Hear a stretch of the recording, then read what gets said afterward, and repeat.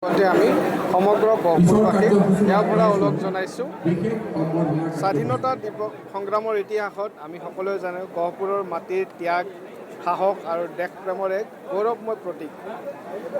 আজি স্বাধীনতা দিৱসৰ প্ৰাতক্ষণত আমাৰ বীৰ শ্বহীদ কনকলতা বৰুৱা, মুকুন্দ কাকতি আৰু গহপুৰৰ আন আন স্বাধীনতা সংগ্ৰামীৰ অমৰ ত্যাগক আমি গভীৰ শ্ৰদ্ধাৰে স্মৰণ কৰিছোঁ। তেওঁলোকৰ আদৰ্শ আত্মবলিদানৰ পৰা প্ৰেৰণা লৈ শান্তি, সম্প্ৰীতি আৰু উন্নয়নৰ আৰু ঐক্যৰে এখন নতুন শক্তিশালী আৰু সমৃদ্ধ গহপুৰ গঢ়ি তোলাৰ সংকল্প লৈছোঁ।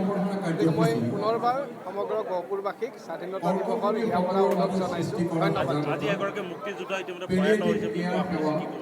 হয়, আজি আমাৰ এগৰাকী মুক্তিযোদ্ধা তেখেতৰ আজি স্বাধীনতা দিৱসৰ দিনাখনেই তেখেতৰ মৃত্যুবৰণ কৰিলে।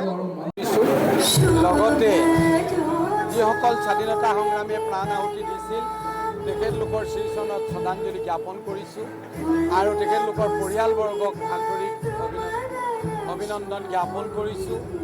এনেকুৱা সন্তান জন্ম দিছিল তেখেতলোকৰ পৰিয়ালে যে স্বাধীনতা সংগ্ৰামত ভাগ লোৱাৰ সৌভাগ্য হৈছিল। তাৰ লগে লগে জীৱিত স্বাধীনতা সংগ্ৰামী পৰিয়ালবৰ্গক আন্তৰিক শ্ৰদ্ধা আৰু শুভেচ্ছা জ্ঞাপন কৰিছোঁ।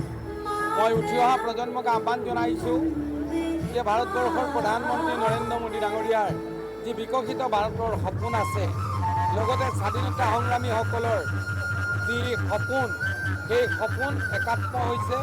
আগন্তুক দিনত আমি এখন বিকশিত ভাৰত নিৰ্মাণ কৰিব লাগিব। যিটো সপোন স্বাধীনতা সংগ্ৰামীসকলৰ আছিল, তাৰেই কামনা কৰিছোঁ। এগৰাকী মুক্তিযোদ্ধা ইতিমধ্যে প্ৰয়াত হৈছে। হয়, মই আজি অন্তৰ গভীৰ কোণৰ পৰা সমবেদনা জ্ঞাপন কৰিছোঁ। কিছু সময়ৰ পিছত আমি তেখেতৰ বাসগৃহত গৈ উপস্থিত হ'ম। আমি সমগ্ৰ গহপুৰবাসীক ইয়াৰ পৰা ওলগ জনাইছোঁ। স্বাধীনতা দিৱস সংগ্ৰামৰ ইতিহাসত আমি সকলোৱে জানো গহপুৰৰ মাটিৰ ত্যাগ, সাহস আৰু দেশপ্ৰেমৰ এক গৌৰৱময় প্ৰতীক। আজি স্বাধীনতা দিৱসৰ প্ৰাতক্ষণত আমাৰ বীৰ শ্বহীদ কনকলতা বৰুৱা, মুকুন্দ কাকতি আৰু গহপুৰৰ আন আন স্বাধীনতা সংগ্ৰামীৰ অমৰ ত্যাগক আমি গভীৰ শ্ৰদ্ধাৰে স্মৰণ কৰিছোঁ।